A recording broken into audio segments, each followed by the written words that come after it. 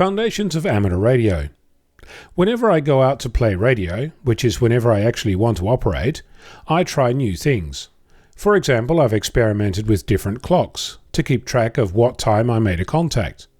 I've experimented with different ways of logging, with different locations, different antennas, with different bands, time of day, methods of calling CQ, methods of making a contact with a DX station, different methods of looking at propagation, different distances from interference. As I said, every time I try something else different. One thing I do that might not seem obvious, I try to only change one thing. The reason I do that is so I have a better understanding of what the change actually did. Of course, this isn't entirely possible. You often cannot park in exactly the same spot at the same time with the same propagation. But if you go out often enough, things start coming together. So for a clock, I use a $20 digital watch that has 2 time zones. I set it to show local and UTC at the same time.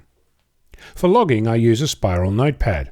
I write the date on a new page, the location, the radio, the antenna, the maidenhead locator, and anything new I'm trialing.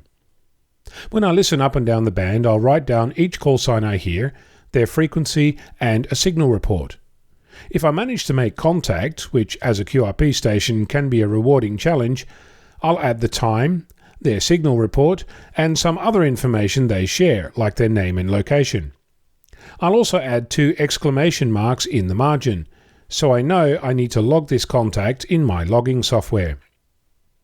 I tried using my phone, but logging software isn't that good.